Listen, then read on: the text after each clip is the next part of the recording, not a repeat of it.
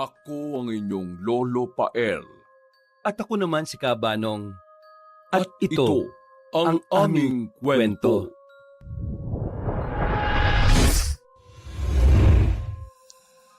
Sa gitna ng malawak at masiglang pamilihan ng Baryo Kaladkad, walang hindi nakakakilala kay Donna, isang 35 gulang na babaeng tindera ng mga kakanin, prutas at ilang pampagkaing lutong bahay. Hindi lang dahil sa ganda niya siya hinahangaan ng mga tao, kundi dahil na rin sa kanyang kakaibang karisma at kasipagan. Ang buhok niya ay mahaba at laging maayos na nakapusod. Kumikintab ito tuwing tinatamaan ng araw. Natural na mapuputi ang kanyang ngipin na tila hindi galing sa hirap, at ang kanyang balat ay kulay kayumangging ginto na parang palaging nahahaplos ng araw ngunit hindi kailanman nasusunog. Marami ang nagsasabing kahit galing sa hirap at hindi siya nakapagtapos ng kolehiyo, ay madali siyang makakaahon sa buhay. Dahil ito sa angkin niyang kagandahan at sa diskarte sa pagtitinda. Mabilis siyang mag-isip, mabilis makabenta, at mabilis din na magpaikot ng mga kausap. 6:00 pa lang ng umaga ay dinig na ang boses ni Donna mula sa kanyang pwesto. Mainit-init pa po. Kakanin ni Donna na wala ng katulad. Bili na kayo mga suki. 10 piso lang ito. At may libreng ngiti pa galing sa masayahing tindera. Ang mga matatanda, mga binata at kahit mga batang dumaraan ay napapatingin talaga sa kanya. Madalas siyang biruin ng ibang tindera na bukod sa sarap ng mga tinitinda niya, mabilis itong maubos dahil sa angkin niyang karisma. Pero meron ding nagsasabi na hindi nga masarap ang tinda niya at napapabili lang dahil nga maganda siya. Pero nginingitian lang niya ang mga yon at hindi na rin nagkukomento pa. Sanay na kasi siya sa mga papuri at panglalait ng mga tao. Pero alam niyang kung hindi naman ito nakakatulong sa kabuhayan niya, ay dededmahin niya na lang. Isang araw ng linggo, habang abala siya sa pagbibenta, ay may napansin siyang may edad na lalaki. Matangkad yun. May kaputian na ang ibang parte ng buhok pero kitang-kita pa rin ang kakisigan at kagwapuhan. Nakasuot yun ng puting polo at maong na pantalon. At sa kanang kamay ay may mamaharing relo na kumikislap kapag natatamaan ng sikat ng araw. Merong kakaibang presensyang Ginoo at ramdam na ng dalaga na hindi nga taga rito ang lalaki, na may kasama pang 2 tauhan na tila mga bodyguard. Ang lalaking napansin niya ay si Senyor Telo Swiss, isang 50 anyos na negosyanteng PhilAm mula sa bayan ng Dangkal. Isang lugar na 3 oras ang layo mula sa Baryo Kaladkad. Nabalitaan ni Donna mula sa isa pang tinderang sinita na nakapwesto malapit sa kanya na may negosyo raw ang Ginoo na malalaking palaisdaan at ilang kainan sa bayan nila. Napansin ni Senyor Telo ang paraan ng pagtitinda ni Donna na mabilis, masigla at may tila may halong paglalambing. Kaya dahil dito ay bumili siya ng 3 puto at 2 suman. Pero imbis na magbayad agad, ay nakipagkwentuhan pa siya. Ikaw ba mismo ang gumagawa ng mga ito? Opo, pero tinutulungan ako ng kapatid kong si Anod. Masarap po yan, subukan nyo. Ikaw naman, huwag mo na akong pinupo. Para namang nakakatanda kapag ganon. Ay, pasensya na po. Sorry, pasensya na. Telo, ako si Telo. Pasensya na, Telo. Try mo at masarap yan. Aba, masarap nga. Dahil dyan, bibiling ko na to lahat. Basta sabihin mo kung anong pangalan mo sa akin. Ako nga pala si Donna. Sure kang bibilin mo lahat to? Oo naman. 1, 2, kunin nyo na lahat ng mga ito. Bilis! Lumapit na nga ang 2 malalaking tao sa likuran ng makisig na Ginoo at kinuha ang mga pinamiling kakanin mula kay Donna. Gulat na gulat pa rin ang dalaga lalo na nang magbigay ng 5,000 piso ang Ginoo na sobra-sobra na kung tutuusin. Hindi na rin nakatanggi si Donna dahil pinagpilitan nga ni Senyor Telo na tanggapin ang nasabing pera. Napatingin na naman tuloy ang ilang mga tindero at tindera matapos makita ang nangyari. Kitang-kita sa mukha ng iba ang matinding tuwa at pakainggit pero walang pakiroon si Donna. Ang importante sa kanya ngayon ay kumita siya ng pera para sa ikabubuhay nila ng nakababatang kapatid na si Anod. Makalipas ang ilang minuto, kahit nakuha na ni na 1 at 2 lahat ng paninda, ay hindi pa rin umaalis si Senyor Telo. Halata naman kasi na nagkaroon siya ng matinding interes sa magandang tindera. At habang nag-uusap sila, ay nahuli ni Donna ang paraan ng pagkakatitig sa kanya ng ginoong negosyante. Tingin ng hindi lang bilang isang mamimili na humahanga sa paninda, kundi parang may ibang malalim na pakahulugan. Sa puntong yon ay tila nagising din ang matagal nang nakatagong kapilyahan sa puso at isip ni Donna. Mula sa araw na yon ay halos linggo-linggo nang bumabalik si Senyor Telo sa pamilihan. Minsan ay bibili ng maraming kakanin, minsan naman ay mag-aabot ng dagdag na bayad na tinatanggap lang ni Donna na may kaunting kilig. Hindi nagtagal ay naging mas madalas na ang pagbisita ng Ginoo at hanggang sa isang hapon, matapos magsara ng tindahan ay inayayahan siya ng Ginoo na kumain sa isang kilalang restaurant sa bayan. Sigurado ka ba dyan, Telo? Oo naman. Kailan ba ako hindi naging sigurado sa mga sinasabi ko? Teka, umamin ka nga sa akin. Nandiligo ka na ba sa akin? Ano ba sa palagay mo? Hindi ko alam eh. Wala pa naman kasing nandiligaw sa akin. Ang sabi lang nila na ganito raw yung panliligo na ginagawa ng mga kalalakihan.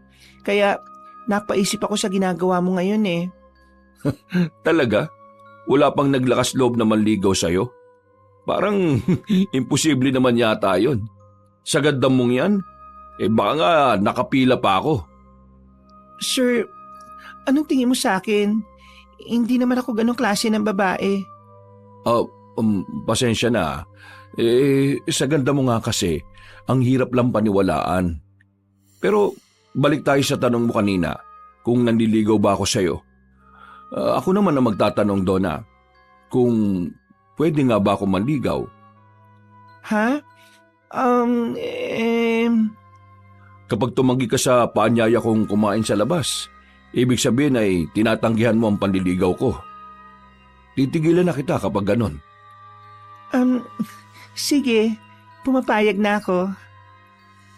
Hindi na nga tinanggihan ni Donna ang alok kaya laking tuwa talaga ng Ginoo dahil alam naman niyang malaki ang pag-asang mapasagot niya ng oo ang dalaga.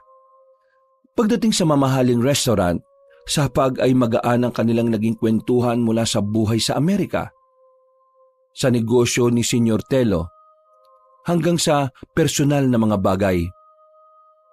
Sa ilang oras nilang date ay tila nakakilanlan na nga sila ng mabuti.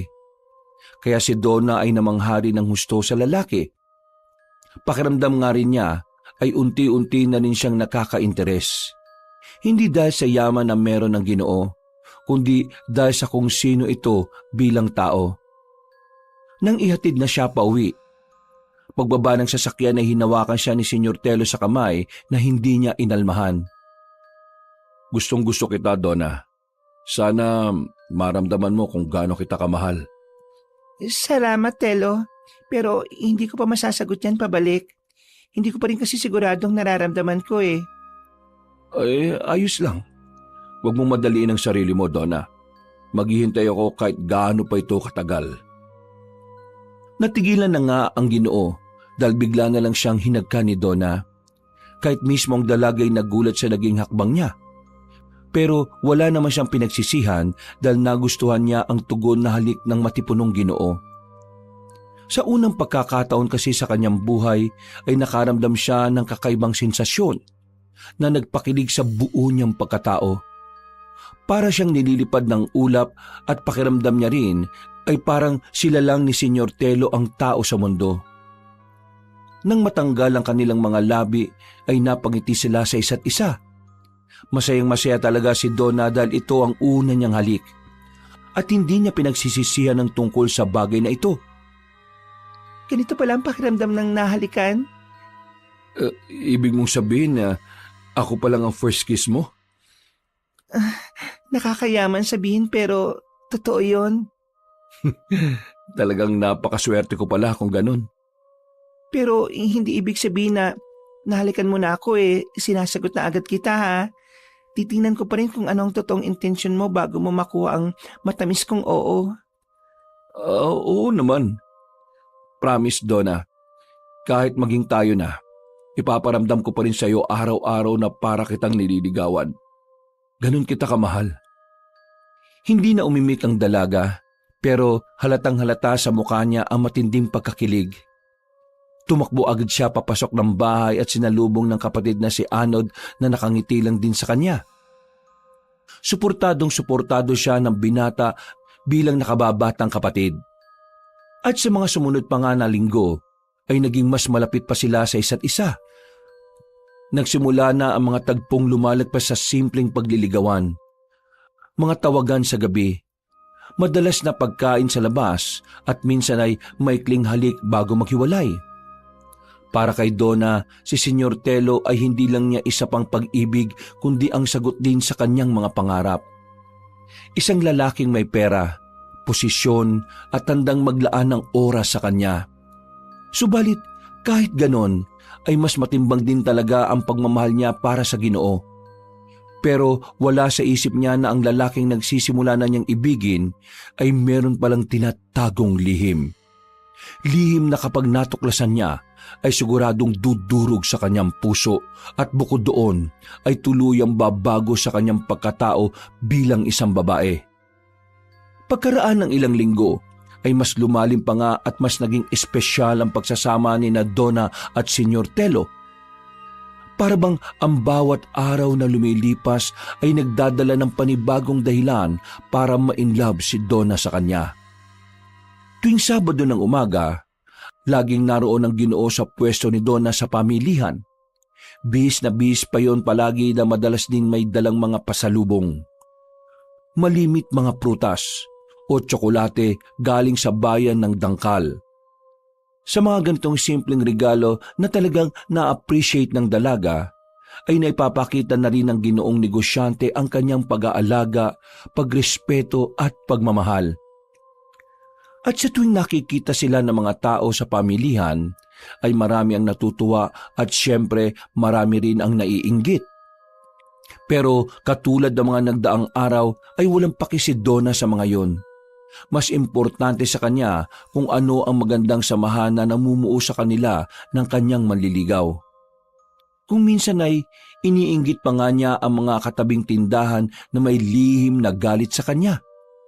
Katulad ni Nita, dati ay mabait ang pakikitungo nun. Subalit nang magkaroon siya ng masugid na manliligaw ay tila nag-iba na rin ang pag-uugali. Parang napansin ko na hindi kayo nagpapansinan ni Nita. Ilang araw ko na siyang nakikitang padaan-daan lang dito sa tindahan mo. Bakit? Nag-away ba kayo? Naku, huwag mo nang intindihin ng mga taong yan. Usong-uso ang inggitan dito sa pamilihan May mga tao talaga na ayaw nilang nakikita na maging masaya ang kapwa nila o umangat. Kaya pabayaan na lang natin. Hindi ako magtataka kung isang araw siraan ako ni Nita sa'yo. Pero ikaw, kung nakikilala mo ko, ikaw naman na makakapagsabi niyan sa sarili mo kung totoo o hindi ang mga sasabihin na hindi maganda ng ibang tao laban sa akin. Alam mo, yan ang isa sa mga nagugustuhan ko sa'yo Mas lalo tuloy kitang minamahal Sus, nabobola ka na naman. Teka, ano naman yung dala mo ngayon? Masyado ka talaga nag-aabala Bumili ako ng malambot na upuan para sa'yo. Kasi araw-araw ka nakatayo dito sa pwesto mo. Dapat may malambot kang upuan. At ito rin, may tsokolate para pampagana sa buhay. Ay, salamat talaga ng marami Alam mo, Telo, parang nasasanay na ako na lagi may sorpresa ka. Kung nasasanay ka na, natutuwa akong marinig yon. Hindi magtatagal masasanay ka na rin may taong mag-aalaga sa'yo. At ako yon. Ikaw talaga. Totoo naman yung mga sinasabi ko Hindi na nga napigilan ni Donna ang mapangiti at kiligin dahil sa mga sinabi ng lalaking negosyante. Hindi man siya sanay sa ganito, pero natutuwa siya sa pagtatrato ni Senyor Tello sa kanya na parang isang prinsesa. Sa dati niyang buhay ay puro hirap at pagtitipid ang alam niyang gawin. Wala talaga siyang oras sa mga kung anong bagay na magpapakilig sa kanya.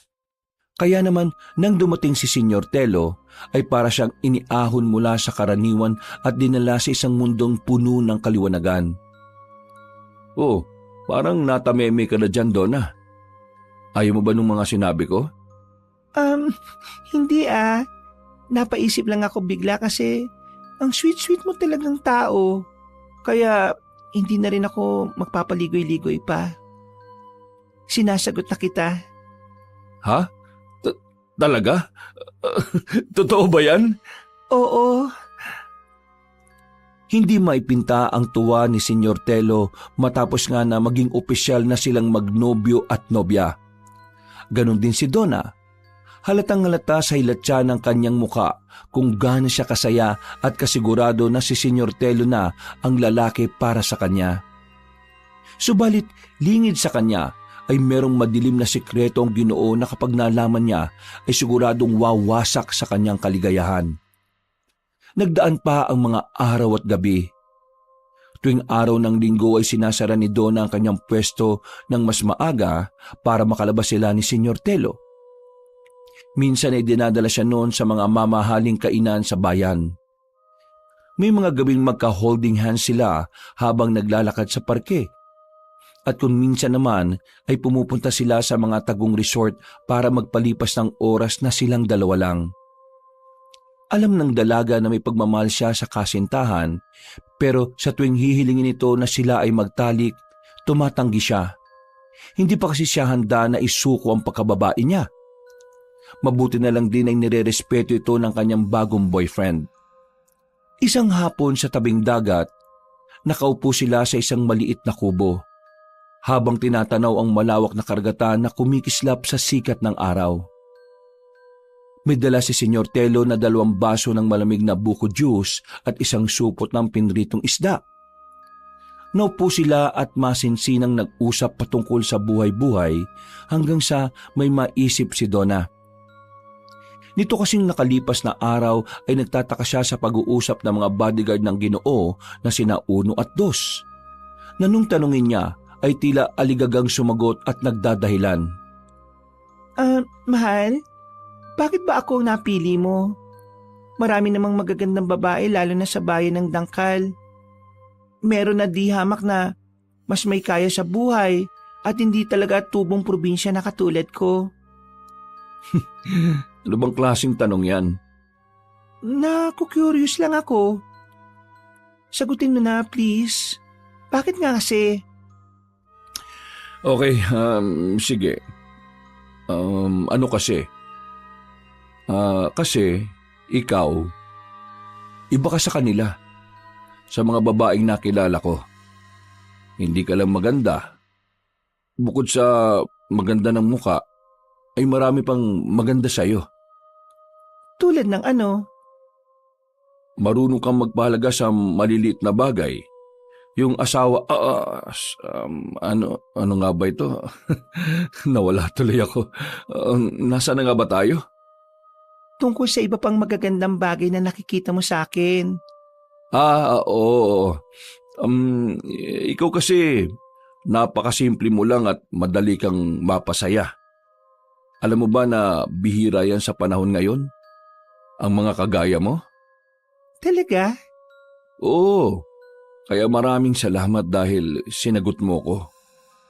Salamat din dahil nakita mo ang mga bagay niyan sa akin. Pangarap ko yun. Ang palagi kang makitang masaya. Sa pagkakataong yun ay hindi napigilan ng dalaga na yakapin ang kanyang nobyo. Hanggang sa mauwi na sila sa pagsisiping sa mismong dalampasigan. Mabuti na lang ay sila lang din ang tao at papalubog na ang araw, kaya tanging dalampasigan lang ang nakasaksi sa kanilang ginawang kamunduhan. Ang unang pagkakataon na isinuko na ni Donna ang bataan. Sa mga lumipas pang araw ay hindi lang simpleng atensyon ang ibinigay ni Senyor Telo. Madalas niyang padalhan ng mga mamahaling gamit si Donna, mga magagarang damit, mamahaling pabango, at kung minsan ay mga alahas pa. Hindi yun basta material na bagay para kay Donna, dahil nakikita niya ang mga ito bilang mga patunay ng pagmamahal ng lalaki sa kanya. At sa tuwing hindi sila magkasama ay may tawag o mensahe si Senyor Telo gabi-gabi. Nabilan din kasi siya ng cellphone para magkaroon sila ng komunikasyon kahit na malayo sa isa't isa. At habang lumalalim ang samahan nila, pakiramdam ni Donna ay unti-unti na siyang tinatahi sa isang panibagong buhay na mas maginhawa, mas maganda at mas puno ng kulay. Kaya malaki ang pasasalamat ng dalaga sa Panginoon dahil nga sa nakilala niya ang lalaking bumago sa kanyang pagkatao. Magkalayo man ang kanilang edad, ay alam niya rin sa sarili na mahal niya ang Ginoong negosyante at ganun din ito sa kanya. Sa pananaw ni Donna ay tila malinaw na ang direksyon na balang araw ay magtatayo sila ng sarili nilang negosyo. Magkakaroon ng sariling bahay at magbubuo ng sarili nilang pamilya. Kahit simple ay masaya na siya basta kasama lang ang lalaking bubuo sa kanyang pagkatao. Kaya gabi-gabi siyang nagpapasalamat sa may kapal patungkol dito. Lord, palagi ko pong pinagpapasalamat ang buhay ni Telo. Dalangin ko po ang pag-iingat mo sa kanya at ganoon na rin ang relasyon na meron kami.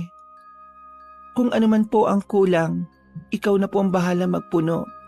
At kung ano man po ang mali, ikaw na rin po ang bahala magtama nito. Amen. Isang gabi, pagkatapos nilang manood ng sini sa bayan, ay pumwesto muna sila sa parke para magpahinga. Nang may makita si Donna na masayang pamilya, ay naisip na naman niya ang tungkol sa pagbuo nito. Alam mo, ang ganda nung napanood natin kanina, no? Pangarap ko rin yung ganun eh. Yung ano yun? Yung tipong gigising tayo sa sarili nating bahay, tapos may mga anak tayong tumatakbo-takbo sa sala. Maganda nga yan. Anong maganda nga yan? Yun lang ang sagot mo? Hindi mo rin ba pinapangarap yon? Ha? Oo naman. Pinapangarap ko rin yun, syempre. Gusto ko rin yan. Pero may tamang panahon para dyan. Balang araw, Donna. Balang araw? Bakit hindi pa ngayon? Ha? Mas gusto ko kasi yung sigurado ka na talaga sa akin. Sigurado naman na ako eh. Ikaw yata ang mukhang hindi pa sigurado sa akin eh. Ha? Hindi. Hindi totoo yan. Sadyang naniniwala lang ako sa tamang panahon. Huwag nating madaliin. Enjoy natin ang sandali at darating tayo sa pagbubuo ng pamilya sa tamang panahon at oras. Sa bagay, may punto ka. Tama nga na meron tamang panahon para dyan. Bagamat may kakaibang tono sa mga sinabi ni Senyor Telo, pero pinili na lang ni Donna ang hindi na lang magtanong pa. Ang mahalaga sa kanya sa ngayon ay masaya silang magkasama. Ngunit sa gitna ng mga kasiyahan ng kanilang pagsasama ay may mga pagkakataong bigla na lang naglalaho si Senyor Telo ng ilang araw. Walang tawag, walang mensahe at walang paramdam kahit ang mga alalay niyang sina Uno at Dos ay hindi rin makokontak. Mas dumalas ba nga ito hanggang sa umabot na kung minsan ay 1 linggo. Kaya medyo naginala na si Donna. Naging minsanan na lang din ang pagkikita nila. Kung minsan ay pinakamatagal na ang 4 na oras. Kapag tinatanong niya kung bakit ang negosyo lang ang palaging idinadahilan ng Ginoo. Linggo ng gabi, kung saan makikita sana sila pero hindi sumipot si Senyor Telo. Kaya masama ang loob na nagsara ng tindahan si Donna. Nang palis na siya, ay narinig niyang tila nagtatawanan sila Nita at Roma. Alam niyang siya ang pinagtatawanan ng dalawa kaya di na niya pinansin. Natigilan lang siya matapos marinig ang dalawa na mayroong pinag-uusapan at walang iba kundi ang nobyo niyang si Senyor Telo. May nakakita nga raw sa Ginoo sa bayan ng Dangkal na may kasamang ginang at binata. Ang hinala nga ay ito ang pamilya ng Ginoong negosyante. Pag-alis niya sa lugar na yon, ay hindi niya maiwasang mapaisip ng malala matapos marinig ang tungkol doon. Malamang gumagawa lang ng kwento-kwento ang mga yon. Paano magkakaroon ng pamilya si Telo? Hindi niya ako magagawang lokohin. Mahal niya ako. Mahal ko siya. Mahal namin ang isa't isa.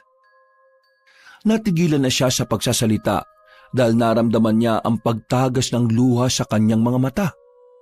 Nagtuloy-tuloy siya sa paglalakad habang nagpapahid ng mga luhang ayaw tumigil. Patindi talaga ang galit sa akin nilang Nita at Roma. Kaya pati yung relasyon namin ni Telo, ginagawa nila ng kung ano-anong kwento. Pag-uwi ng bahay ay pinilit niyang kalimutan ang narinig.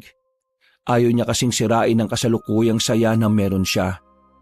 Pero sa kaibuturan na kanyang isip ay may mga tanong na nagsisimulang mabuo. Mga pagtataka at kung ano-ano pang bakit.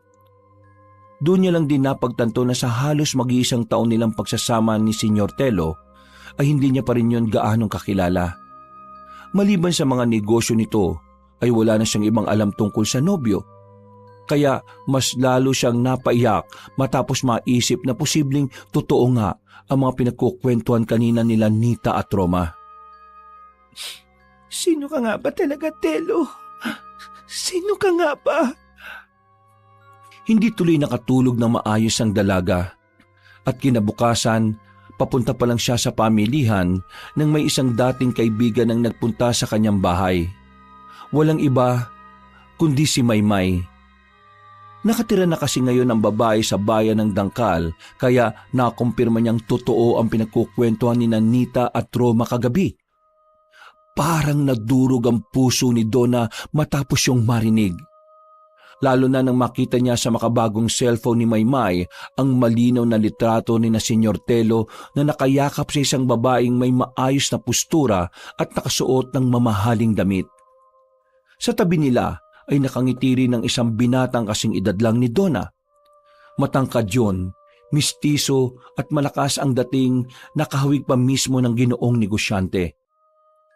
Tila ba gumuho ang buong mundo para kay Donna.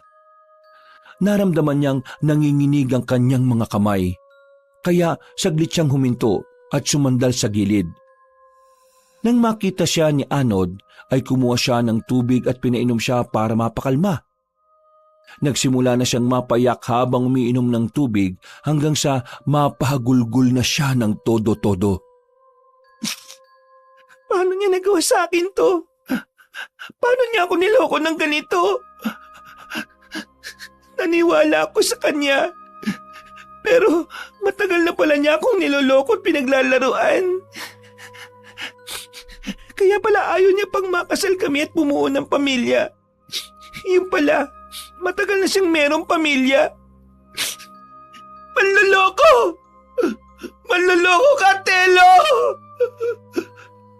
Dahil doon ay hindi na nga muna tumuloy sa pamilihan si Donna. Sumama ang loob niya at dahil doon ay naapektuhan din ang kanyang kalusugan. Nanamlay siya at nawalan na ng gana. Kahit anong pilit ng kapatid niyang si Anod na kumain ay hindi siya umuoo. Panay lang siya pag-iyak at pag-inom ng tubig. Kinagabihan, dumating si Senyor Telo sa kanila. Wala sa mukha nito ang bahid ng pagkabalisa na parabang walang nangyari. Hindi niya kasi alam na may ideya na si Donna patungkol sa kanya. Nagulat ang Ginoo na makitang namumugto ang mga mata ng kanyang nobya. Kaya nag-alala siyang lumapit pero hindi umimik ang dalaga. Galing ako sa pamilihan, Donna. Hindi ka raw nagbukas ngayong araw kaya dumiretso na ako rito. Anong nangyari at bakit namumugto yung mga mata mo? Umiyak ka ba? Ha? Ayos ka lang ba? Pasensya na kung wala akong paramdam ng ilang araw ha. Gustuin ko man pero kailangan mag-focus muna ako sa negosyo ko ngayon. Alam mo, na-miss pa naman kita ng husto. Talaga? Na-miss mo ko? Oo naman. Teka, ano ba nangyayari ha? May masama bang nangyari, Donna? Negosyo ba talaga ang inatupag mo? Oo naman. Di ba sinabi ko na sa'yo nung nakaraan pa? Negosyo? O yung asawa mo sa dangkal? Ha? Teka, ano? Akala mo ba porke malayo dito ang dangkal, hindi ko malalaman ang totoo? Na meron ka ng pamilya? Na may asawa ka at isang anak? Huwag mo lang itanggi dahil nakita ko na sa picture, Telo. Pakiusap. Huwag mo lang tangkain na gumawa ng kung anong kasinungalingan o kwento. Donna, magpapaliwanag ako, please. Ano bang ipapaliwanag mo? Nakabit mo lang ako? Na wala akong kamalay-malay na pinaglalaruan mo lang palang damdamin ko? Hindi totoo yan, Donna. Paano pa ako maniniwala sa'yo ngayon? Ha? Naniwala ako sa'yo. Naniwala akong totoo ka sa akin. Minahal kita ng totoo pero ito lang ang sinukli mo sa akin, Telo. Grabe tong panluloko mo. Ginawa mo akong kabit ng hindi ko alam. Wala akong kalam-alam na pinagtatawanan ako ng mga tao. Sige, magpaliwanag ka. Oo, may asawa ko. Pero matagal nang wala kaming magandang pagsasama. Hindi lang kami legal na naghihiwalay para sa anak naming si Cruz. Ikaw ang mahal ko, Donna. Maniwala ka. Hindi ko alam kung maniniwala pa ako sa mga panloloko mo, Telo. Durog na durog ang puso ko ngayon, alam mo ba? Bakit mo ako ginanito?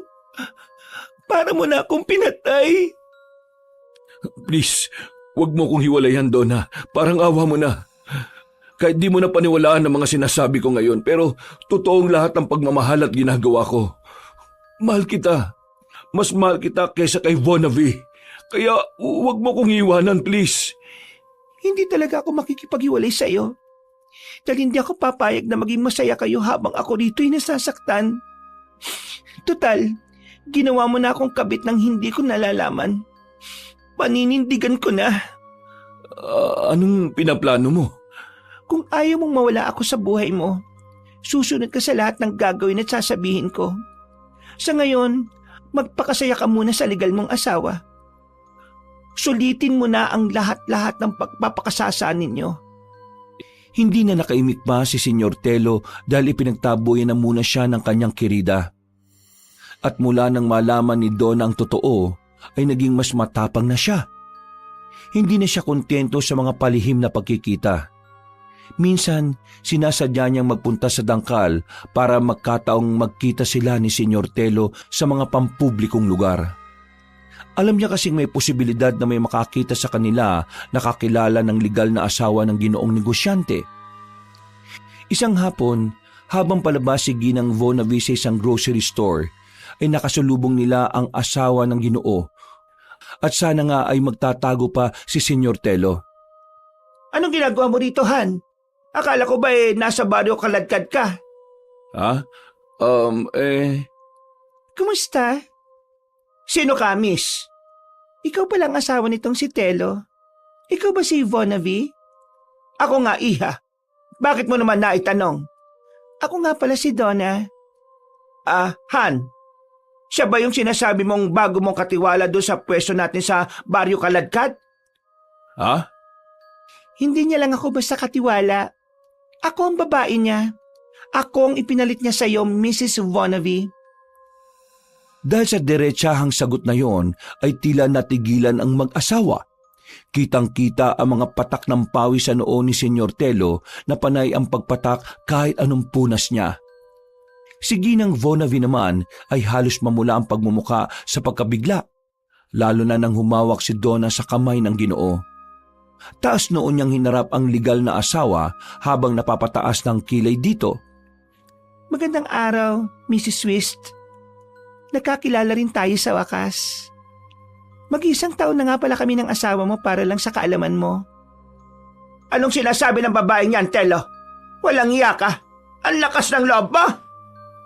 Malakas na talaga ang loob ko ngayon dahil alam ko naman sa sarili ko na mas bata at mas maganda ako sa'yo. Tila nanigas ang mukha ni Ginang Vonavi sa galit. Pero bago pa siya makasagot at makaporma, ay umalis na si Donna na hatak-hatak si Senyor Telo na hindi alam ang gagawin. Pagkatapos ng tagpong yon, ay tila nakaramdam ng kasiyahan si Donna sa kanyang puso. Pero parang kulang pa ang mga ito dahil gusto niya talaga na makuha ng buong buo si Senyor Telo. Malaki ang naging pagbabago niya. At kahit na tinatawag na siya sa baryo kaladkad na isang kabit o kirida, ay wala na talaga siyang pakialam. Naging mas proud pa siya sa sarili kaya nag-alala na rin ang kanyang kapatid na si Anod. Sa mga sumunod pang araw at linggo, ay ginamit niya ang matinding pagmamahal sa kanya ni Senyor Telo. Palagi niyang tinatakot ang ginoong negosyante na iiwanan kapag hindi sumunod sa gusto niya. Kaya nang i-request niyang dali na siya sa bahay ay sinunod kagad ito ng lalaki. At talagang dinala mo pa talaga ang babaeng yan dito? Ano na lang ang sasabihin sa atin ng mga tao sa labas? Alam kong hindi maganda ang pagsasama natin. Pero bakit sa ganito mo papaabutin, Telo? Ano ba nangyayari sa'yo? Nahawa ka na ba sa pagiging ugaling palengke ng babaeng yan? Huwag mong pinagsasalita ng ganyan si Donna. Hindi siya ganong klase ng babae.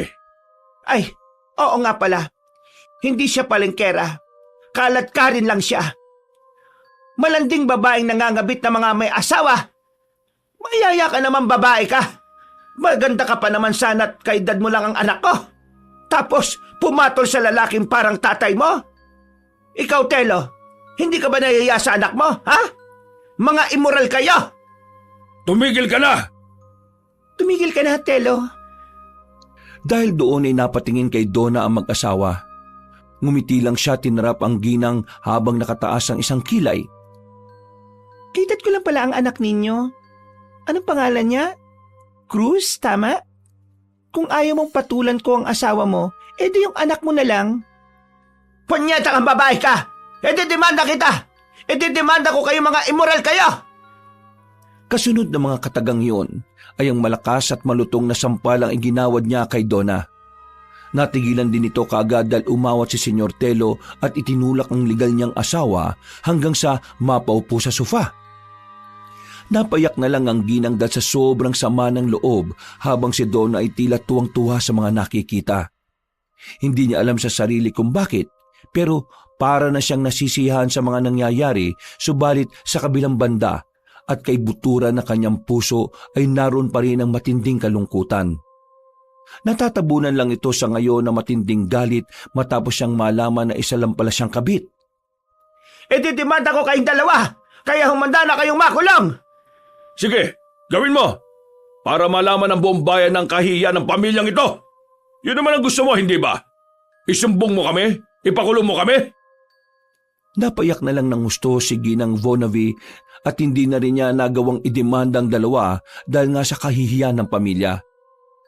Nagsama-sama nga sila sa iisang bahay na tila patay mali siya na lang sa mga kasalanang namamayani sa tahanang yun. At hindi nga nagtagal ay nakilala rin ni Don ang anak ng mag-asawang Swiss na si Cruz. Nagsimula ito sa isang simpleng pagkakataon. Nang isang gabi na walang ibang tao sa bahay nila maliban sa kanilang dalawa. Alam na ni Cruz ang tungkol sa pangangabit ng ama. Pero dahil madalang siyang umuwi ng bahay, kaya hindi niya pa rin nakikita ang itsura ni Donna. At sinamantala nga ng magandang babae ang pagkakataong ito. Nang makita niyang matipunong binata na katatapos lang maligo at umiinom ng juice sa bandang kusina, ay lumapit siya rito. Pero bago yon ay nagsuot muna siya ng nakakaakit na see-through dress na talagang labas na labas ang kanyang kamunduhan. Dahil doon ay nakatinginan sila. At mula sa isang simpleng titig ay tila may kakaibang koneksyon kagad ang nabuo. Hindi nag-atubili si Donna na palagpasin ang pagkakataon. Ikaw si Cruz, di ba?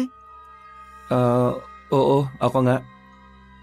May ideya ka naman siguro kung sino ako, di ba? Oo. Kabit ka ni Papa? Hindi ako nagtataka kung bakit. Maganda ka kasi at magandang hubog ng katawan mo. Hindi ka ba galit? Hindi ko rin alam eh. Sanay naman ako na pareho silang wala sa tabi ko. Palagi kasi silang nasa negosyo namin nung bata pa ako. Hanggang ngayon na nakakalabuan na kami. Eh di, okay lang sa'yo na nandito ako.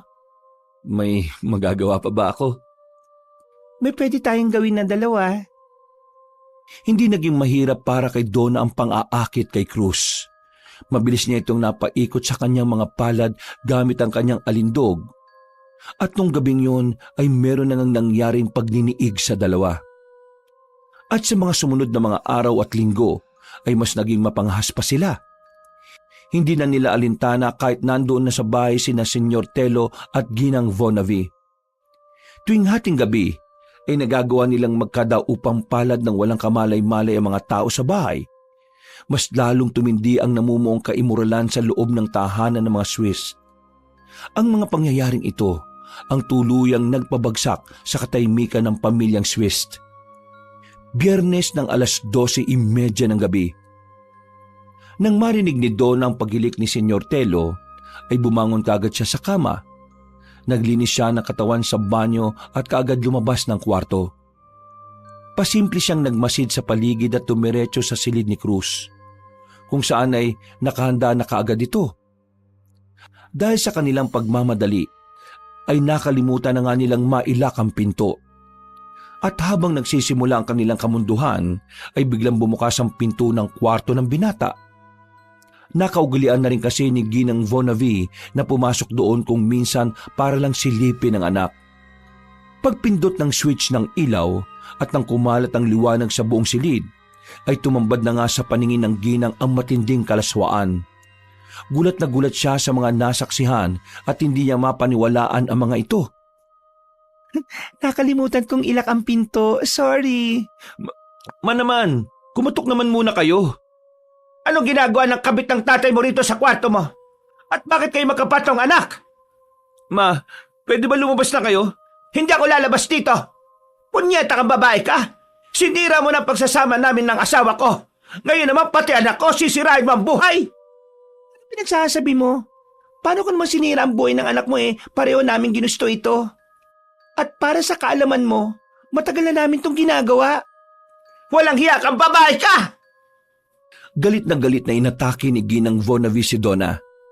Halos makaladkad niya sa kahubaran ng babae pero pilit na umaawat si Cruz. Hanggang sa magising na nga rin si Senyor Telo at naabutan niya ang lahat. Gulat na gulat din siya nang makitang parehong nakahubutubad ang kanyang anak at ang kanyang kalaguyo.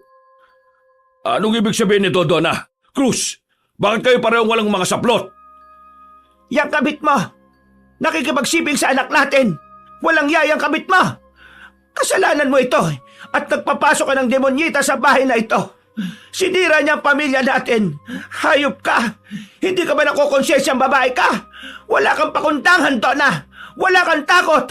At sisiguraduhin kong pagbabayaran mo lahat ng ginawa mo! Sa sobrang galit na nararamdaman ni Ginang Vonavi, ay halos mahimatay na siya. Kaya kaagad umalalay ang mag-ama at dali-dali siyang dinala sa pagamutan. Habang pinagmamasdan ni Donna sina Senyor Telo at Cruz na bitbit si Ginang Vonavi, ay napapangiti lang siya.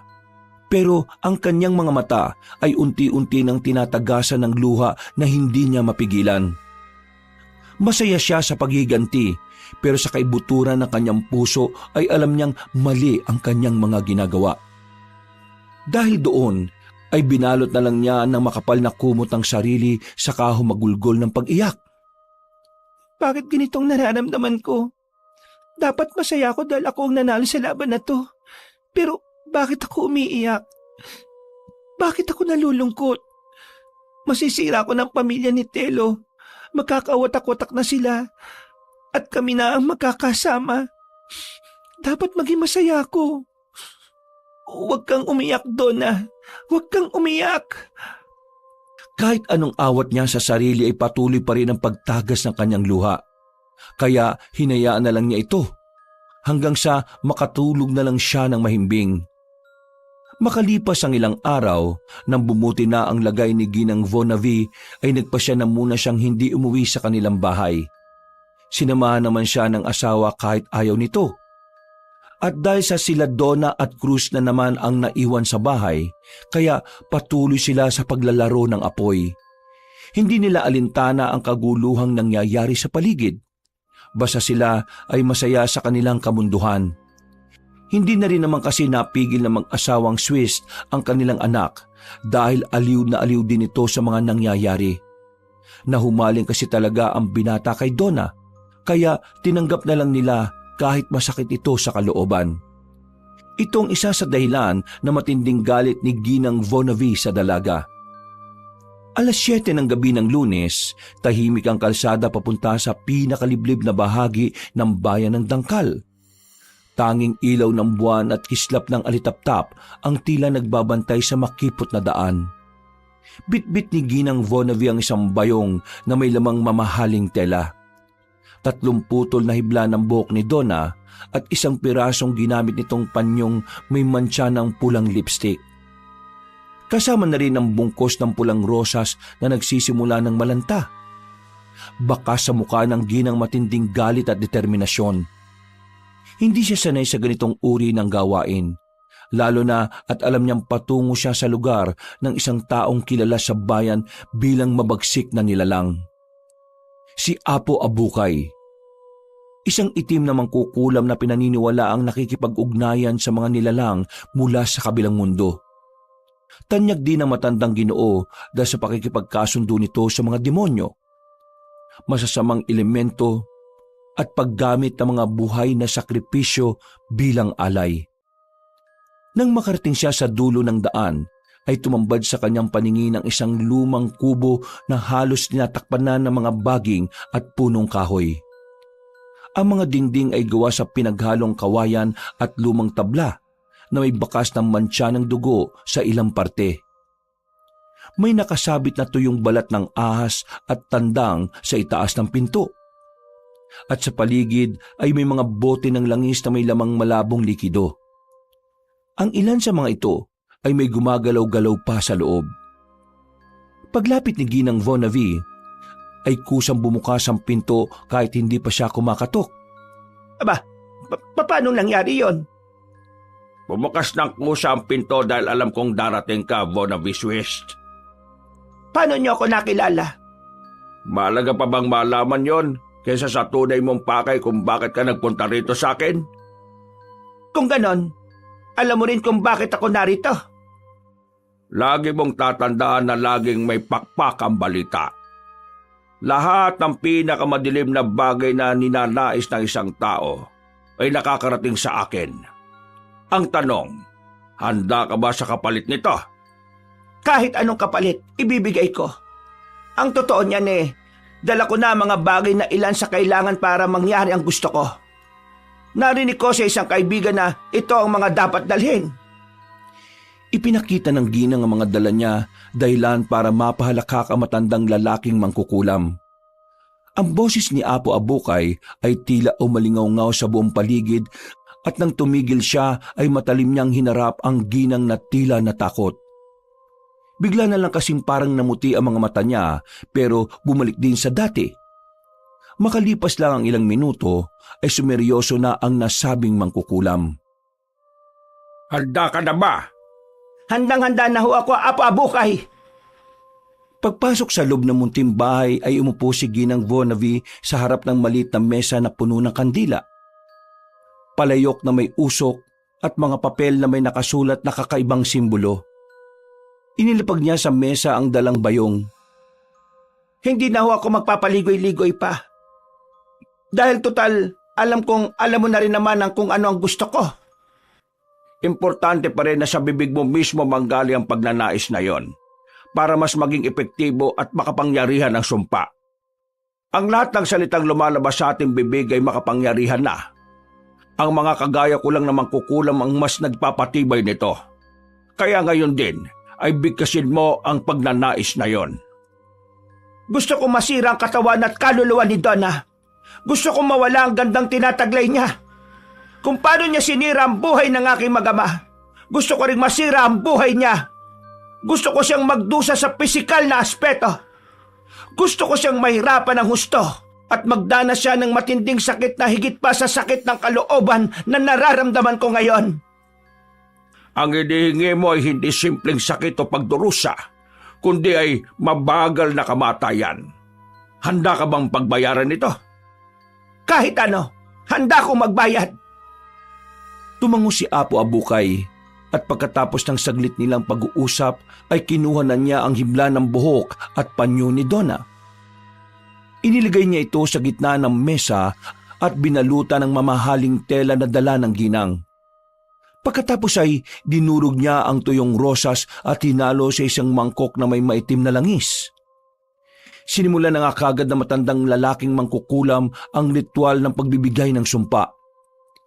Pinatay niya ang ilaw ng lampara at tanging kumikislap na kandila na kulay pula ang naiwan.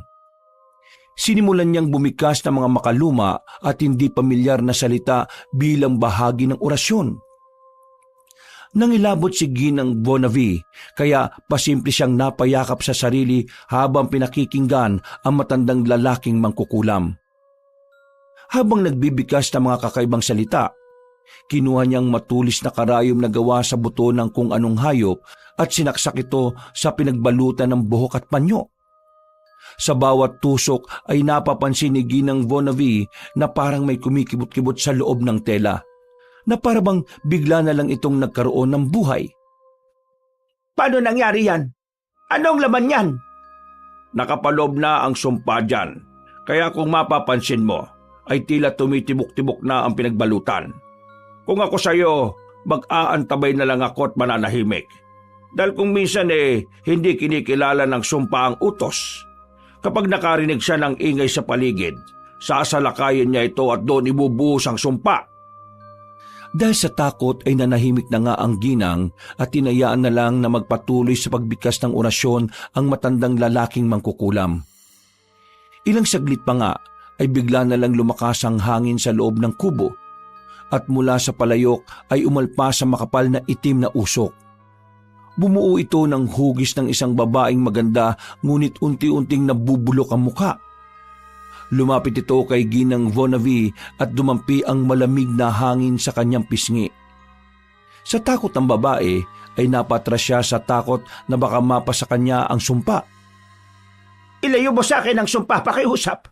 Ayaw kong madamay sa sumpa na ako rin mismo ang gumawa. Huwag ka mag-alala, dahil ang pagdampi sa pisngi mo ay tanda ng pagkilala. Yan ang espiritu ng pagguho, at siya ang sisira sa kagandahang tinataglay ng kinamumuhian mong si Donna. Makinig ka mabuti, dahil ganito ang sasapitin niya sa oras na matapos ang orasyon.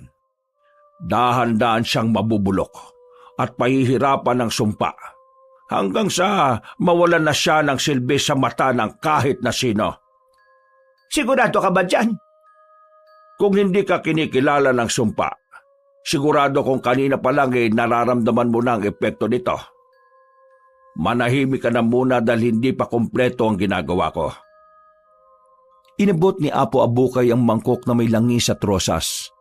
Pagkatapos ay pinahid ito sa bayong at saka siya nagbuhos ng patak ng sariling dugo mula sa kanyang hintuturo. Ang muling hakbang sa ritual ay ibinuga niya ang makapal na usok mula sa kanyang bibig patungo sa bayong. Sa oras na maramdaman niya ang unang kirot sa batok, ay magsisimula ng epekto ng sumpa. Tandaan mo na kapag nagsimula na ito, ay wala nang balikan. Maraming salamat, Apo Abukay. Huwag ka muna magpasalamat dahil hindi ka pa sinisingil ng sumpa. At hindi mo rin kailangang ipagpasalamat ang tungkol sa bagay na ito. Maliban na lang kung wala ka nang natitirang konsensya. Hindi na umimik ang ginang. Nagbigay na lang siya ng malaking halaga bago umalis sa lugar na yon. Samantala, habang nahihimbing ng tulog si Donna, ay dinalaw siya ng isang masamang panaginip. Nakita niya ang sarili na nabubulok habang pinagtatawanan ng isang malademonyong nilalang na kahawig niya lang din. Tumakbo siya ng tumakbo pero gamit ang mahabang dila ay nilingkis siya nito hanggang sa ulo na lang niya ang nakikita. Kasunod noon ay isang nakakapangilabot na halakhak ng demonyo ang umalingaw-ngaw bago siya lukubi ng demonyo. Napabalikwas siya ng bangon at pagtingin sa kanan ay naroon si Cruz na tila nagulat din at nagising. Magkatabi kasi silang nakatulog at pareho na namang walang suot na kahit na ano. Okay ka lang ba? Nananaginip ka siguro na masama. Masamang panaginip lang yon at hindi mangyayari sa totoong buhay. Ang alam ko lang sa ngayon ay ang magandang nangyayari sa ating dalawa. Tama. Kaya simulan na natin ulit ang, alam mo na, habang hindi pa umuwi si mama at si papa. Ikaw talaga? Napakahilig mo. Gusto kong patunayan na mas magaling ako sa tatay ko, no? At mas karapat-dapat ako na piliin mo kaysa sa kanya. Ilang beses ko na namang sinabi sa iyo na isang beses lang talagang may nangyari sa amin. At matagal na panahon na yon. Oo, minahal ko ang tatay mo. At hanggang ngayon, mahal ko pa rin siya. Pero sa maniwala ka man o hindi, natutunan ko na rin na mahalin ka, Cruz. Hindi lang tungkol sa pagganti.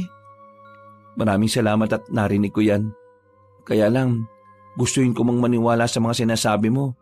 Pero hindi ko pa rin maramdaman na mas mahal mo ako kaysa kay papa eh. Mas matagal lang pinagsamahan ninyo eh. Hindi na nagsalita pa ang lalaki dahil pinapak na siya ng halik sa labi at pagkatapos ay muli na nga silang nagniig ng ilang beses. Hanggang sa makatulog na sila ng mahimbing habang makayakap. Kinabukasan, naisipan ni Donna na bumalik sa baryo Kaladkad para alamin ang lagay ng tindahan nila ni Anod sa pamilihan. Palabas pa lang siya sa bakuran ay bigla niyang naramdaman na matinding kirot sa batok na parang may matalim na kukong bumaon dito. Nagsimula siyang mahilo at manghina pagkatapos nito. Naglakad siya pabalik at ang makitang refleksyon sa sliding window ay napansin niya ang itim na maninipis na tila guhit sa ilalim ng kanyang mga mata. Ano to? Pasa? Pero parang mga guhit-guhit lang eh. Kaso, bakit parang itim na itim naman to? Ang kada naman. Ano kaya to? Mga... Nakaramdam na naman siya ng pagtusok sa batok at dahil doon ay mas sumama ang kanyang pakiramdam. Kaya bumalik na lang siya sa loob ng bahay para magpahinga.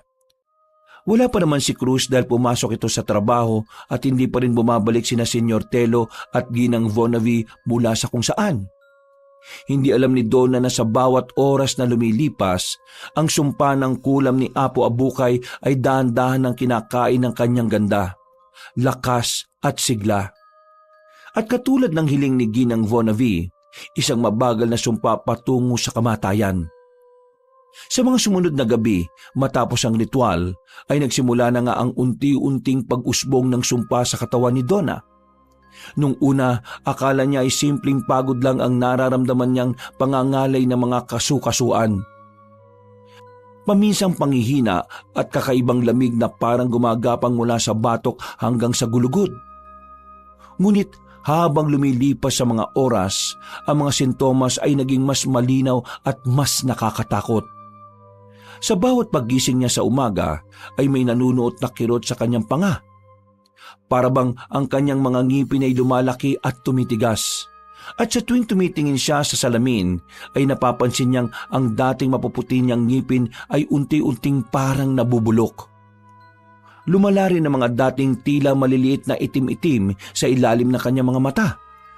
Mas naging kitang-kita na ito na parang naging malalaking pasa na talaga.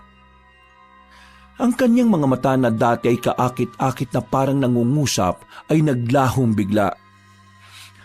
Ano ba itong nangyayari sa akin? Dala lang ba ito ng matinding stress? O baka naman buntis na ako? Hindi lang pisikal ang pagbabago, pati ang kanyang gutom ay nag-iba. Ang mga pagkaing dati niyang paborito ay bigla na lang naging matabang sa kanyang panlasa. Ang malasa para sa kanya ngayon ay hindi ang masasarap na pagkain, kundi ang mga nabubulok na bagay. Dito siya mas nahuhumaling.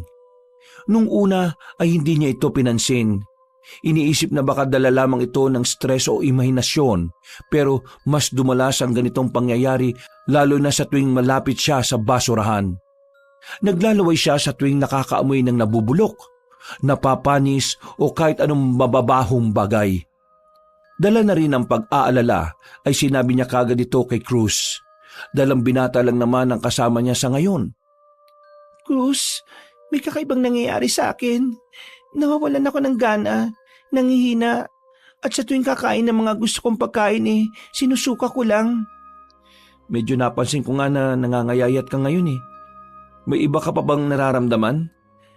Bukod sa mga yun wala naman na. Pinakikiramdaman ko rin ang tiyan ko dahil baka nabuntis mo na ako. Mas mabuti siguro kung magpa-check up na muna tayo para maalaman ng totoo. Huwag na muna. Pakikiramdaman ko muna ang sarili ko. Aabisuhan kaagad kita kapag may hindi ako magandang nararamdaman. Matapos nilang magkasundo, ay pinakiramdaman na nga muna ni Donna ang sarili.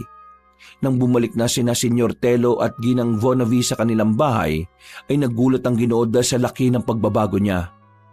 Mabilis na bumagsak ang katawan ni Donna at nagdadry talaga ang kanyang balat. Kaya nag-alala ng husto ang Ginoo. Pagkatapos ng hapunan, ay sinadya siyang kausapin ng negosyante patungkol sa kanyang kalagayan. Ayos ka lang ba, Donna? Parang nangangayayat ka. Yung balat mo medyo nangingitim. May sakit ka ba? Huwag mong mamasamay ng mga tanong ko Nag-aalala lang ako sa'yo. Ayos lang ako. Dala lang siguro to na matinding stress. Alam mo na, dahil sa naging sitwasyon natin. Hindi ka ba sinasaktan ng anak ko? Ni Cruz? Hindi Mas maalaga nga siya Nakikita ko kung saan niya naman ang pag-uugali niya. Lahat yun ay galing sa'yo. Natutuwa naman akong marinig yan. Basta alagaan mong sarili mo Alam mo namang Huwag mo nang ituloy, Telo. Okay na ako ngayon. Mukha kang hindi okay sa itsura mo. Nakikita mo ba ang sarili mo sa salamin? Tumingin kang mabuti. Kitang-kita kung paano ka nilaspag ng anak ko. Alam mo, kalat ka rin babae. Kaunti na lang ididispatcha ka na ng anak ko. Sa gwapo at kisig ni Cruz, siguradong maghahanap pa yun ng mas maganda na hindi katulad ng itsura mo ngayon. Parang asawa ko lang din yan. Kaya kung iniisip mong nasira mo ang pamilya ko, nakakamali ka. Dahil sarili mo lang ang sinira mo. Kahiya-hiya ka. Dahil pagkatapos mong makiapit sa asawa ko, sinunod mo naman ang anak ko. Siguradong sinusunog na ang kaluluwa mo sa impyerno. Tama ka naman sa mga sinabi mo Hindi na ako aalma pa. Masama ang pakiramdam ko para makipagbangayan pa sa'yo.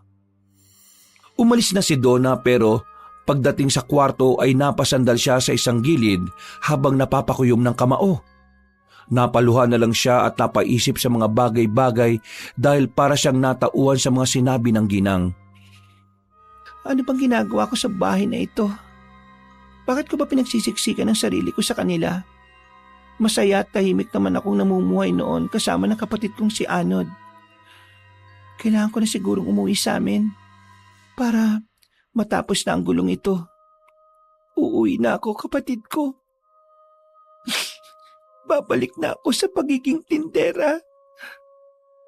Habang umiiyak, ay inimpake na niya ang mga gamit at sinumantalang wala si Cruz.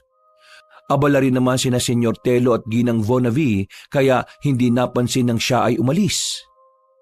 Naging matagumpay ang pag-alis niya sa bayan ng Dangkal. Nakauwi siya sa baryo Kaladkad at tuwang-tuwa siya nang makita ang nakababatang kapatid. Subalit si Anod ay gulat na gulat matapos makita ang matinding pagbabago sa kanya. Bumalik siya sa pagtitinda pero hindi na sa pamilihan. Doon na lang sila pumwesto sa tapat ng bahay nila. At sa bawat taong makakakita ay nagtatago na rin siya dahil sa matinding pagbabago ng itsura ni Donna na halos hindi na nila nakilala. Nawala na talaga ang ganda ng babae. Nanuyot ng gusto ang kanyang balat at dumami ang mga pasa. Kapansin-pansin din ang paglaki ng tiyan niya at ang lalong pagkahumaling sa mga mababahong bagay. Sa paglipas pa ng mga gabi ay hindi na siya nakakatulog ng maayos. Lagi siyang nagigising sa gitna ng madilim at may naririnig na bulong mula sa labas ng bintana. Mga boses na tila humihimok sa kanya na kumain ng mga nabubulok, mababaho at mga panis na bagay. Minsan ay nagising siya na nasa labas na ng bahay na walang saplot sa paa at puno ng basura ang katawan. Habang lumalala ang sumpa ay mas lalong pumapangit ang itsura ni Donna at mas lalo ring lumalaki ang kanyang tiyan. Kaya doon na naginala si Anod na siya ay nakulam. Hindi naman naniwala si Donna sa sinabi ng kapatid, kaya ipinagsawalang bahala na muna niya ang mga nangyayari, kahit ang totoo ay nahihirapan na talaga siya. Habang tumatagal ay mas lalo niyang nararamdaman ang kakaibang kirot sa kanyang sikmura. Ito ay tila may humahaplit mula sa loob na parang pinupunit ng kanyang laman at buto. Nagsimula na rin siyang tubuan ng mga butlig-butlig sa katawan. Nang mga unang araw na tumubo ito ay malilit na lang na parang kati-kati. Pero kalaunan ay lumaki ito ng lumaki hanggang sa parang lumobo at kapag nasasagi at pumuputok ay mas lalo siyang nasasaktan. Hindi na niya nakakayanan ng pangyayaring yon, kaya umiiyak na siya sa kapatid kinagabihan. Anod, nahihirapan na ako. Kung totoong nakulam ako, parang awa mo na. Umanap ka ng makakatulong sa akin. Ang sakit-sakit na ng buong katawan ko. Bawat kilos ko'y humahapdi. Dumadagdag pa tong malalaking matubig na butlig na tumutubo sa buong katawan ko. Lumapit si Anod at pinunasan ng pawis sa noo ng kanyang ate. Ramdam ng binata ang init ng balat ng nakatatanda niyang kapatid. Ngunit hindi to init ng karamdaman. Para bang naglalagablab mula sa ilalim ng balat. Hindi na rin siya masyado nagkikikilos dahil sa tumitinding kalagayan. Kaya hindi na nag-aksaya ng oras si Anod. Naghanap na kagad ito na makakatulong sa kanila. Habang wala ang binata ay inaliw na lang ni Donna ang sarili. Pagtingin niya sa salamin ay napaiyak siya ng gusto dahil malayong-malayo na talaga ang itsura niya sa dati. Paggalaw niya ay tumama ang likod niya sa gilid kaya muli yung humapdi. Napasigaw siya sa sakit at lalong napaiyak. Ang pangit-pangit ko na. Hindi ko na makilala ang sarili ko. Kabayaran na yata ito nang nangyari dahil sa mga ginawa ko noon. Kung nung una pa lang sana'y hindi na dapat ako tumuloy nang nalaman kong kabit ako, hindi siguro ito mangyayari sa akin. Totoo nga sinasabi ni Ginang Vonavi. Pinarurusahan na ako. Sinusunog na ang kaluluwa ko marahil sa dagat-dagatang apoy ng impyerno. Napalunok siya habang nanginginig at umiiyak. Pagkatapos ay kagad niyang tinakpan ang sarili ng kumot. Ngunit nang maramdaman niyang may kung anong kumikislot-kislot sa mga malalaking butlig-butlig ay mas lalo siyang natakot. Kumirot din kasi yon na parabang tinutusok-tusok ng kung anong matutulis na bagay. Muli siyang napatingin sa salamin at nakita nga niya ang kung anong mga insektong gumagalaw sa loob ng malalaking butlig. Nanlaki ang mga mata niya sa pagkagimbal at doon niya na talaga nasiguro na siya ay nakulam. Diyos ko po, ano itong mga kumikislot-kislot na to? Mamamatay na yata ako. Panginoon ko, ayaw ko pong mamatay ng ganito. Kung ano man ang pagkakasala ko, pakiusap. Iligtas niyo po ako. Ayaw kong mamatay sa ganitong klaseng paraan. Hindi ka mamamatay, mahal ko. Nagulat si Donna at napatingin sa pintuan ng kanyang kwarto. Doon ay nakita niya si Anod at si Cruz na nakatayo. Agad lumapit sa kanya ang matipunong binata at yayakap sana pero umatras siya. Bakit ka lumalayo, mahal? Nakikita mo bang itsura ko ngayon? Hindi na ako katulad ng dati, Cruz. Malayong-malayo na. Tama ang nanay mo. Iiwan mo rin ako at maghahanap ka ng mas magandang babae. Hindi totoo yan. Kung alam mo lang, ilang araw akong naghanap sa iyo dito sa Baryo Kaladkad. Kung ano man ang sinasabi sa iyo ni Mama, lahat yun ay hindi totoo. Kung si Papa ay nagawa kang iwan, hindi ako, Donna, dahil mahal na mahal kita. Sa maling sitwasyon man ang naging simula ng pagkikita natin, pero naniniwala ako magiging maayos din ang lahat. Sinabi na sa akin ng kapatid mo ang lahat at handa akong tumulong para makahanap ng magaling na albularyo para gumaling ka at bumalik ka sa dati. Tuluyan na ngang napaiyak si Donna dahil talagang natouch siya sa mga sinabi ni Cruz. At pagkatapos ng pag-uusap at unawaang yon, ay wala na silang inaksayang oras. Paglubog ng araw ay naghanap kagad sila na makakatulong para malaman kung ano talaga ang nangyari. Marami na silang napuntahan pero iisa lang ang nangyayari. Pagkatapos makita ang kalagayan ni Donna, lahat ay tumatanggi at sinasabing wala silang ideya sa nangyari.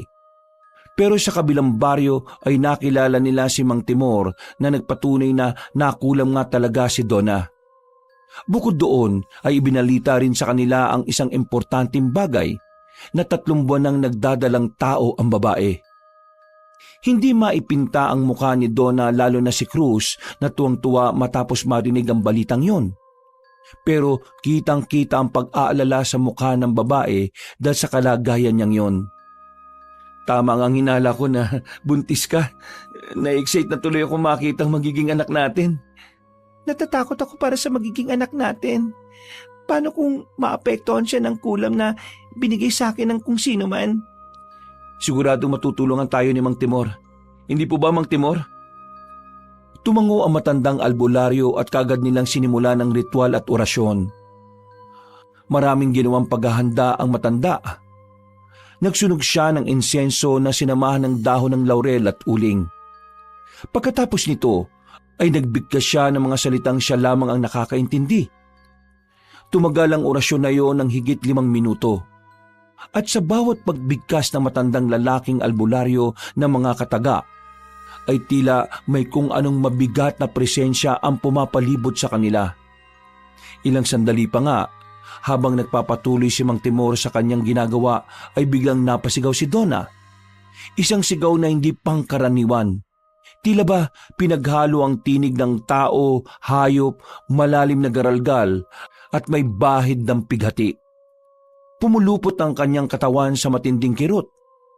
Ang mga ugat sa kanyang liig at braso ay nangingitim at gumagapang paakyat sa kanyang pisngi.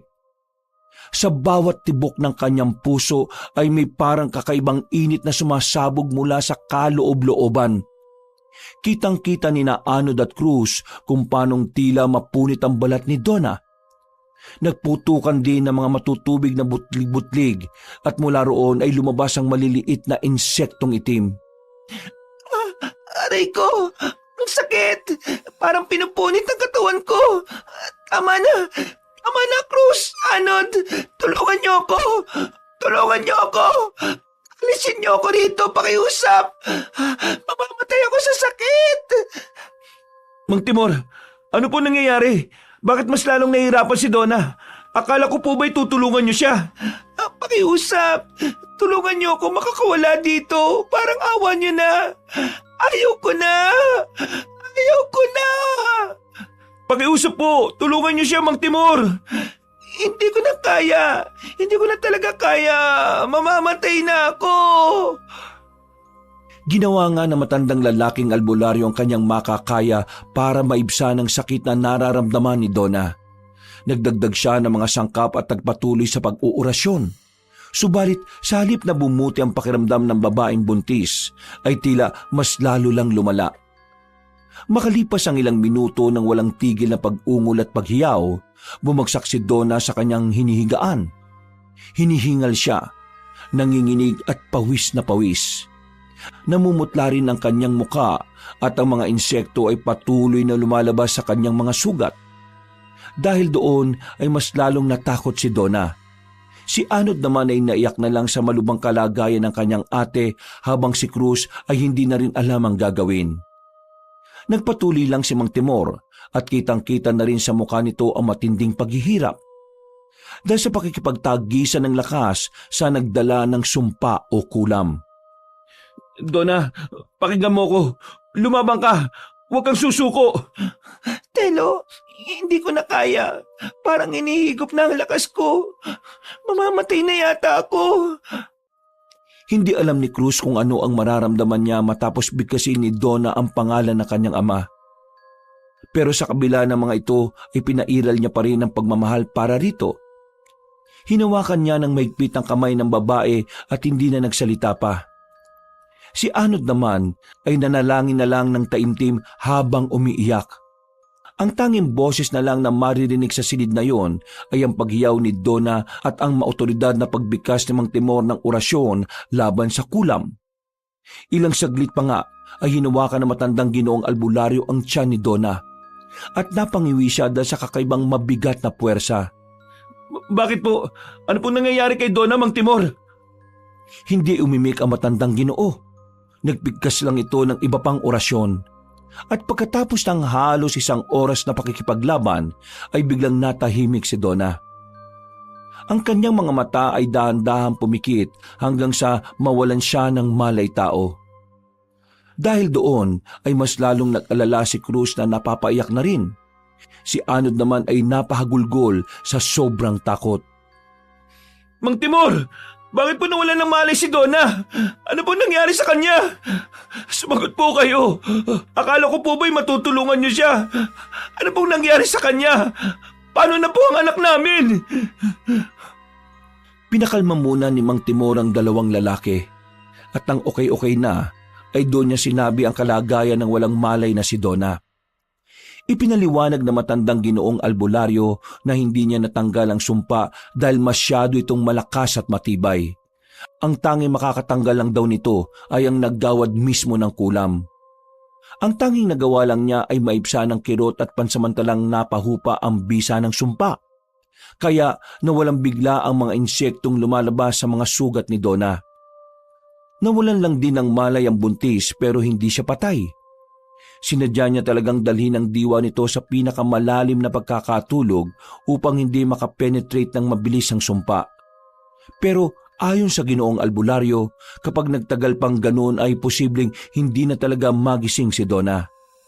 Ano pong ibig niyo sabihin? Hindi po pwede bumatay si Donna at ang magiging anak namin.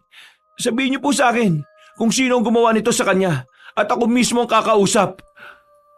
Nang sabihin ni Mang Timor na ang nanay niyang si Ginang Vonavi mismo ang nagbigay ng kulam, ay ganun na lang ang gulat ni Cruz. Hindi niya lubos sa kalain na magagawa ito ng kanyang ina. Wala sa hinagap niya na may isip ito ng kanyang nanay. Pinayuhan nga ang matipunong lalaki na kung gusto niyang mawala ng tuluyan ng sumpa, ay kailangan niyang mapakiusapan ng sariling ina. Ang Ginang lang kasi ang may kakayahan na mabaliktad ito. Habang may oras pang natitira ay umuwi na nga si Cruz sa kanilang bahay. Naabutan niya ang mga magulang na nagtatalo na naman sa isang bagay. Sumingit na kagad siya sa usapan ay kinagulat ni Senyor Telo. Ma, bawiin mo ang sumpa na binigay mo kay Donna. Anong sinasabi mo, anak? Anong sumpa? Si Mama pa, pinakulam niya si Donna. Nakaratay ngayon si Donna at naghihirap. Matindi ang pinagdaraanan niya at nakita ko yung lahat. Hindi ko po akalain na magagawa niyo ito, Ma. Bakit niyo ginawa to kay Donna? Totoo bang sinasabi ni Cruz, Vonavi? Sumagot ka at huwag kang tumunganga lang dyan. Sumagot ka, Ma! Oo na! Paano mo nagawa yun sa kanya? Paano ko nagawa? Talagang tinatanong mo yan kung paano ko nagawang mapakulam siya? Sige, Telo, Cruz, kayong sumagot sa tanong na yan. Sa tingin nyo, bakit ko nga ba pinakulam ang malanding babae na yan? Hindi siya ganung babae, Ma. Talaga ba, anak? Ha? Totoo ba sinasabi ng anak mo? Hindi ganun babae si Donna, kaya hindi sapat na dahilan ng ipakulam siya. Naririnig niyo bang dalawa ang mga sarili ninyo? Hindi siya malanding babae. Nakalimutan niyo na ba na tinuhog niya kayong mag-ama? Sinira ng haliparot na yon ang pamilya natin. Tapos sasabihin niyo sa akin na hindi siya ganong klase ng babae? Na hindi siya karapat-dapat na kulamin? Binulag na kayo ng babaeng yon! Ikaw ang binulog ng galit mo, Vonavi. Kasalanan sa Diyos ang ginawa mo. At ang ginawa mong panloloko sa akin, hindi? Telo, matagal akong nagtimpi. Matagal ko nang dapat siyang pinagbayad. Pero hindi ko ginawa dahil ayaw kong malagay sa kahihiyan ng pamilya natin kapag nakulong kayong dalawa. Pinalampas ko yon. Nilunok ko ang pagkababae ko nung pinatira mo siya dito sa bahay. Pero ang hindi ko matanggap sa lahat, hindi lang ikaw ang inagaw sa akin ng babaeng yon, kundi pati ang anak natin. Hindi niya lang sinira ang pamilya natin. Dinurog pa niya hanggang sa magkawatak-watak tayo. Kaya, pasensya ka na rin, anak, Cruz, dahil hindi ko magagawa ang gusto mo. Hinding-hindi ko babawin ang sumpa ng kulam kahit ikamatay ko pa! Ma, parang awa mo na. Kapag binawi mo ang sumpa, lalayuan ko na si Donna. Titigil na ako at hindi na ako makikipagkita sa kanya. Nagmamakaawa ko sa iyo, Ma. Mahal na mahal ko siya. Mahal rin kita, anak. Kaya ko to ginawa. Alam kong hindi mo ako maintindihan sa ngayon pero balang araw, malalaman mo rin na tama ako at mali ka. Hindi mo mahal ang babaeng yon. Katulad lang din ng papa mo. Nadala lang kayo ng makamundong pagnanasa. Ma, parang awa mo na. Kung mamamatay si Donna at ang magiging anak namin, hindi ko rin gugustuhin mabuhay pa. Mas mamuting mamatay na lang din ako. Sinisiguro ko sa inyo na habang buhay nyo rin itong pagsisisihan. Hindi nakaimik si Senyor Telo at Ginang Vonavi matapos yung marinig. Pagkalaon ay patakbong umalis ang binata na hindi na nila napigil pa. Napaluhan na lang din ng Ginang na ngayon lang nag-sink in sa utak niya ang mga sinabi ng nag-iisang anak.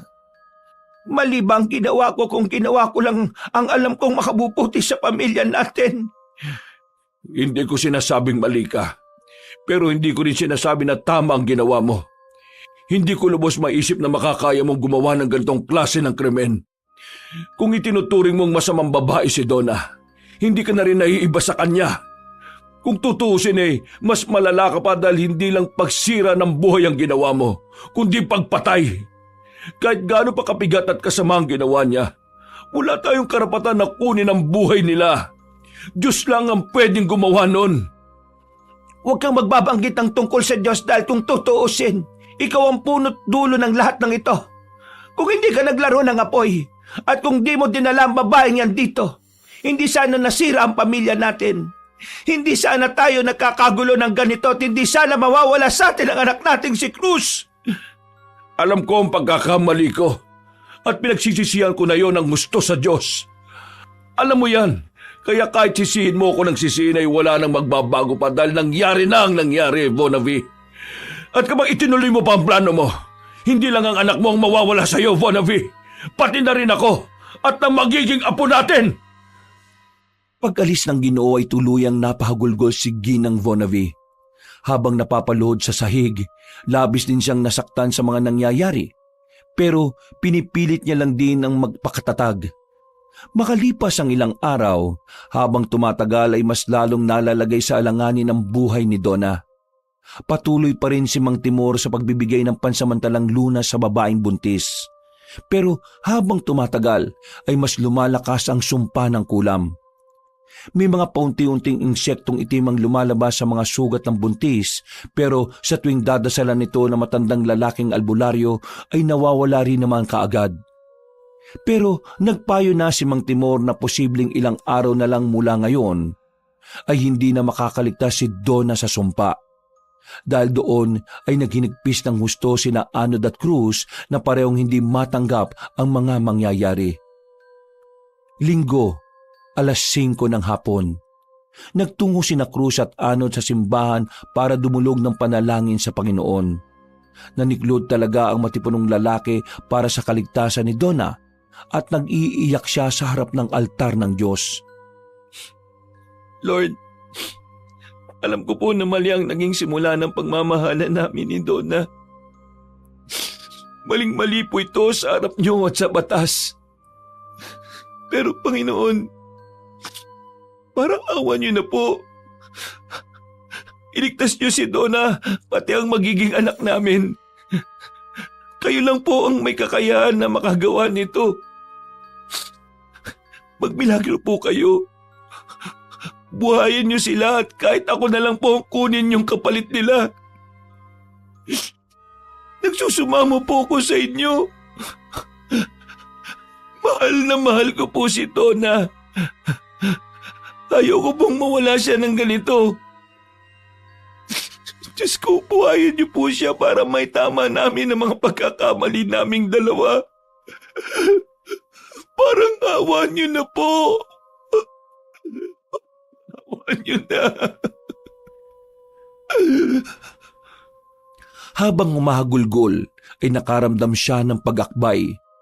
Pagdilat ng mga mata niya ay nakita niya roon si Ginang Vonnaby na umiiyak na rin. Hindi nagsalita si Cruz na tila nagulat din, habang ang ginang ay yumakap sa kanya ng maigpit. Anak, aalagaan mo palagi ang sarili mo. Sorry sa lahat at mahal na mahal din kita. Pagkatapos sabihin niyo ng ginang ay umalis na siya. Hindi na hinabol pa ni Cruz ang ina dahil bigla na rin itong nawala. Pagkagat ng dilim, pagbalik niya sa bahay ni Mang Timor ay ganun na lang ang gulat nila nang makitang nakadilat na si Donna.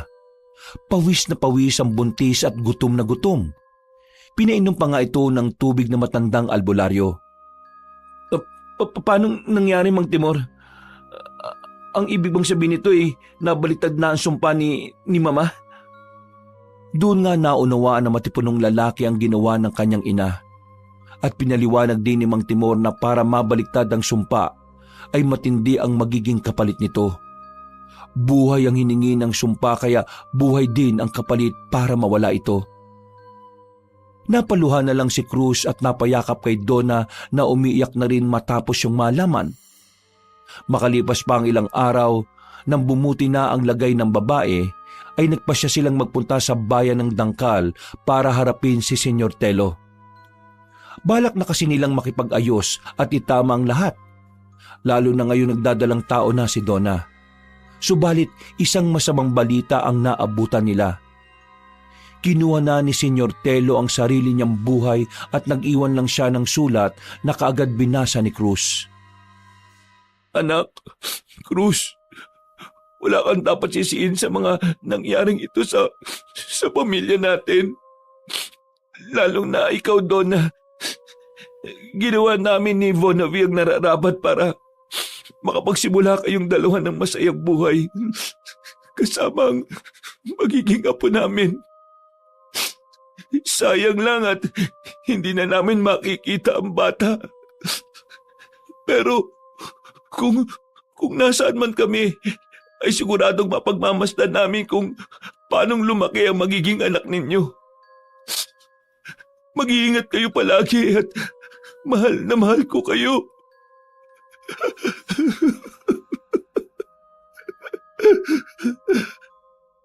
Naiiyak na nagyakap sina Donna at Cruz at pagkatapos noon ay sinikap nilang makapag-move on na sa buhay.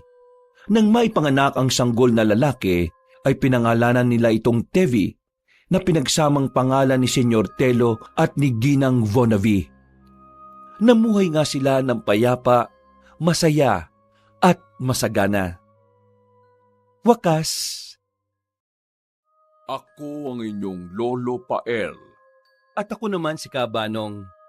At ito ang aming kwento.